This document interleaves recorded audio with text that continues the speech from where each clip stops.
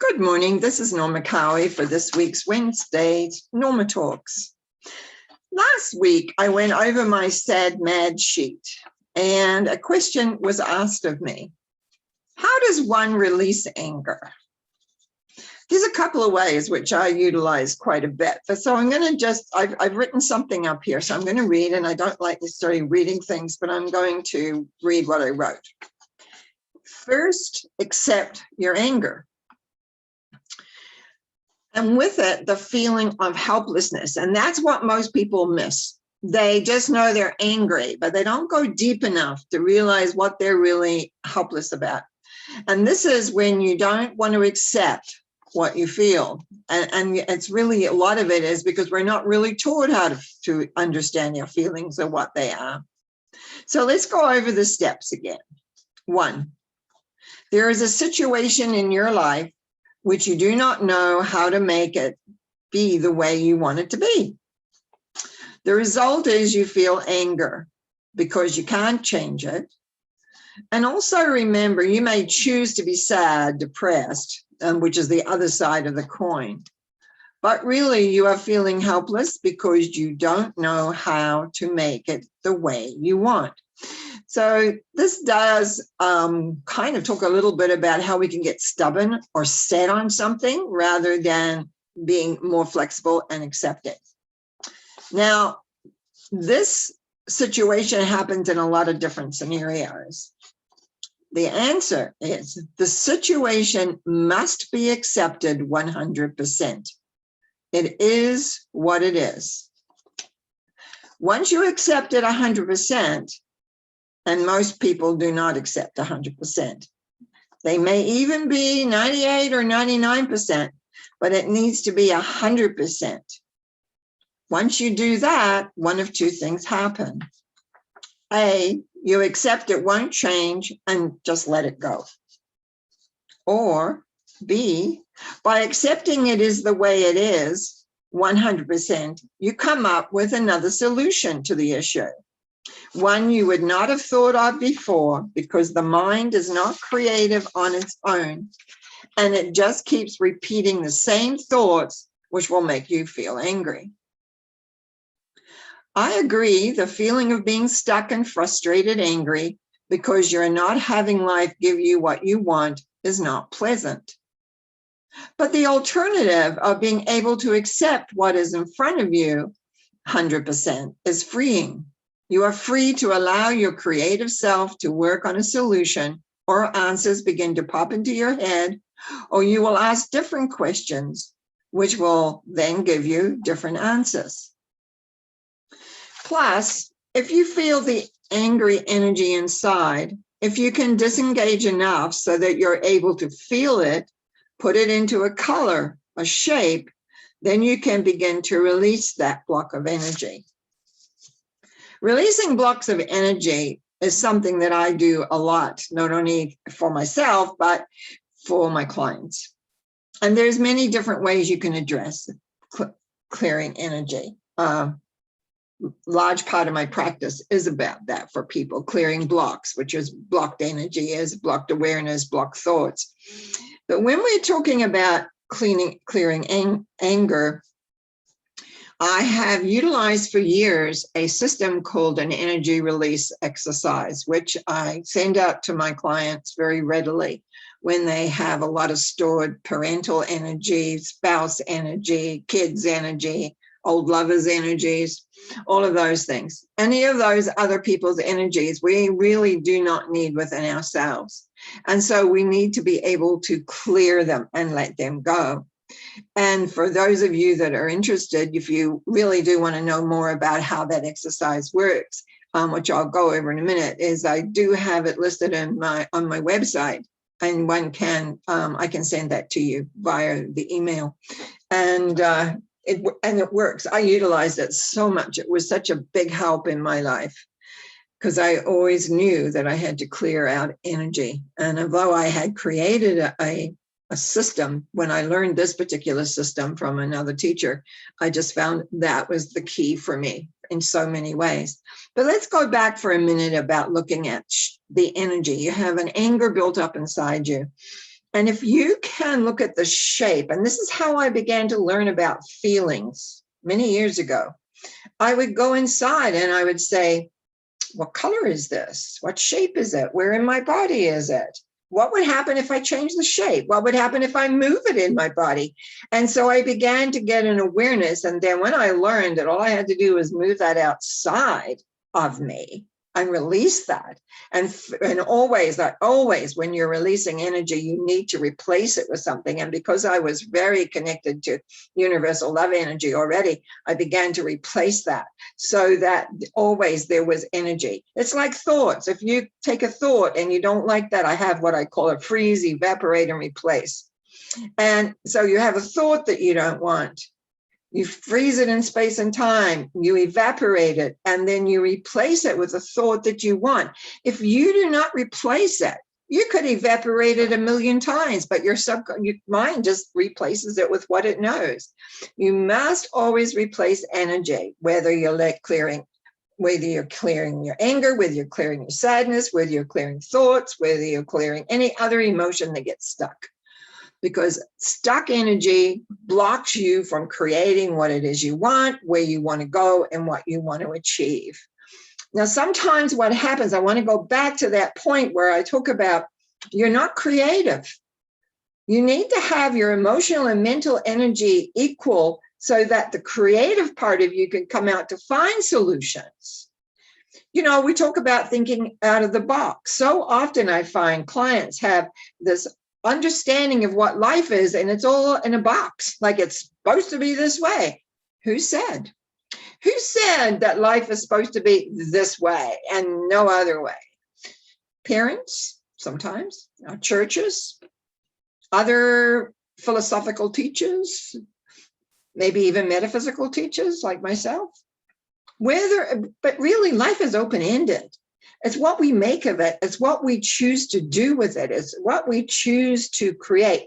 And believe me, if you have blocked energy within you, you're not free to be able to create the miracles that are available to you. You're not available to consider other alternatives or other ways of doing things.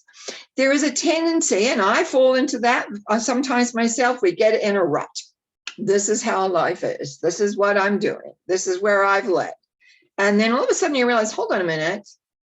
Is that really what I want? What choices do I have here? And we do make choices consistently as we go along. Very often you may not be aware of the choices you're making because they're just a reaction or a reactive element that you do. And so it's like you can be driven by a real anger. Anger will then begin to come. I'm blocking myself here a minute because I had a thought come in. I find very often my frustration and anger begins to show up in my talking to myself. You know, I'll get more I'll say a word that I would not normally utilize, and kind of a frustration of whatever. And that's when I start to stop and take a look. What am I telling myself here? That I'm telling myself that I don't like what's going on. So what do I want to do about that? So it leads back to acceptance. I find it's one of the hardest things we as human beings have to deal with, is to accept things the way they are. And it is the 100% acceptance of things the way they are that makes a change. Otherwise, we can sink ourselves very quickly and easily because we are not creative. So how do we get creative? Remember, we accept things as they are, and we open ourselves up to alternatives. I deal a lot, often people wanting readings about court cases where ex-husbands and wives are looking for around custody. And sometimes it's very painful for me to listen and hear the stories of how one person wants to really not allow the other person any freedom. Unfortunately, that's usually the mother who has got the custody of the kids and perhaps not getting any benefits or help, stuff like that, or not getting custody. It can be many, many different things I've looked at. And sometimes these situations have gone on in the courts for years.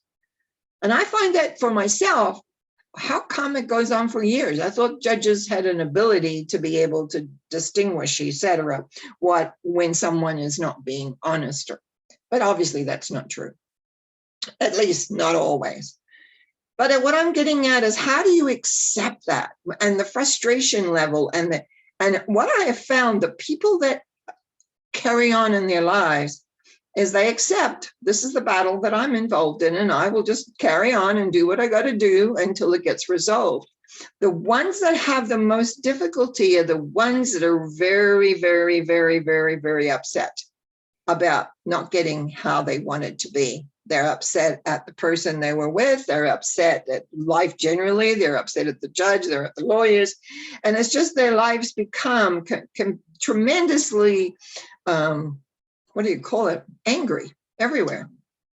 And unfortunately, often when they come to me to try and say, how much longer is this going on or whatever, is they don't like my answers either. Because until you change internally, your vibration doesn't change. Teaching people that our vibrations is what creates our reality is not the easiest thing to do, because very often our reality is not the way we want it. And we will agree that we have situations that are bigger than us, telling us what we should do, when we should do it, now we should do it. And some things we need to accept like that. But other things we can accept how we want to handle that, what we in ourselves want to do with whatever's going on, rather than being angry and frustrated and depressed and not knowing which way to turn. Because remember, the mind is behind it all, how your mind works it, because it has a tendency to see the same old things go over and over and over and over. You could call it obsessive thinking, but we don't think of that. We don't add that. The same thought and yet we are creative beings that can create a different thinking. But the key, we go back to the key is acceptance. Until we accept that the way the situation is, I don't like it, I don't want it to be that way. And then almost the next question, well, what am I going to do about it? What that does is open a new box, a new awareness. It allows you to take in information. It allows you to see things from a different perspective. Sometimes those perspectives are still not really sitting happily with you, but it gives you an insight of to how you can maneuver or think or be. And it's changing the thinking process. If you're angry and you feel angry all the time, which happens, just go inside. What is it that you really, really don't like? And accept. Okay, that's how it is right now, because obviously it's not changing. And you know what, I know there's a comment, I've got to remember it probably. And the silliest thing is we keep doing the same thing without getting this, and we keep getting the same result and wonder why. Because we haven't changed here. And we haven't changed in our heart. You can't see me, but I'm touching my heart. We've got to change our thinking. We've got to change our heart. We've got to be open to the miracle of life, because miracles do happen. Things change. Sometimes even laws change, other elements change, which looks impossible. And so the key is to remember you are the product of your world. You are it. And how you think and how you feel and how you respond is truly your vibration. And if your vibration is off one way or the other, now it just reminds me when I say that, imagination can be a way in which you can think of different ways to create differently, but it's also a big trap. Because when we get into the imagination, very often we'll imagine all the things that we don't want to have happen. And we'll go into the future, often based on the past. So it's like sometimes we have to really get clear on what are we imagining and how much energy we're putting behind that, because it's the energy that fire thoughts. Thoughts, yes, they create, but it's the energy we put behind a thought that determines, is it faster or slower that it creates? So how does that work? How does that come together? And so the key is to come back and take a look at, because we're talking about how do we release energy. Now, I did in myself say, one of the elements of my energy release is that we take the energy and we put it in a container and we clear it from all the different levels, systems, parts, and aspects of ourselves in the container. And then we put a drop of love in the container, and then we send the container off to the sun, excuse me, to be converted to clear light, loving energy. But that's only one stage. Then you have to be able to get the universal love energy to replace all that space. Because if you do not replace it, you will recreate it. And that's when a lot of releasing exercises make a mistake. They'll have you yell, scream, bang, hit things, whatever. And I've done it too as well. And then found out, well, that might feel good for a little while, but then everything comes back again. And that's because it has not been replaced. So that's where we get the freeze, evaporate, and replace.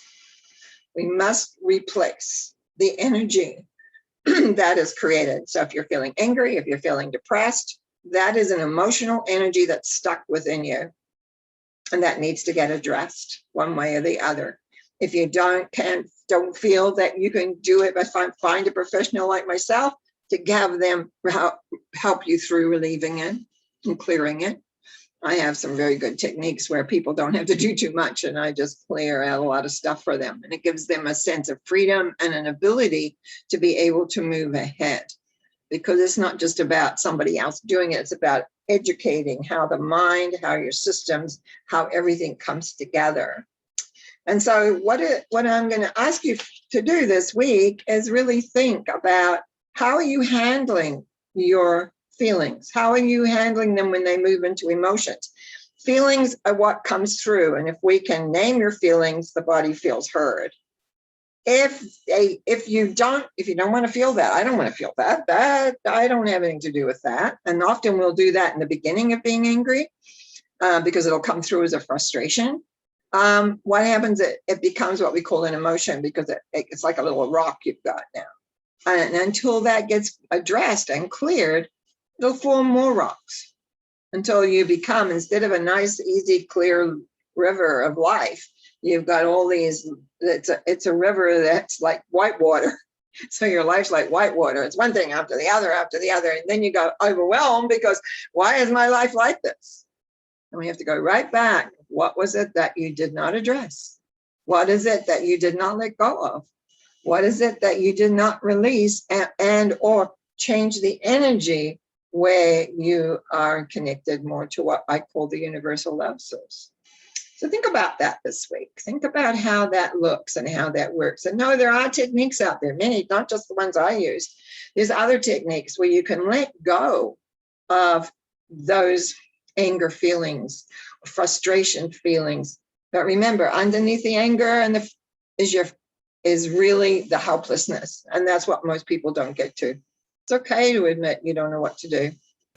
It's okay to say that, because underneath everything, there is this energy of love that is there to support you.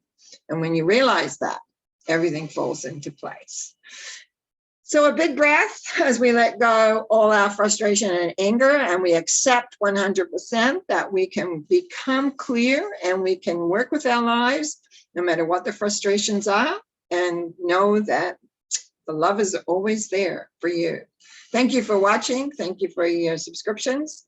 And remember, normacowie.com. You can always contact me there. Blessings. Bye now. I forgot.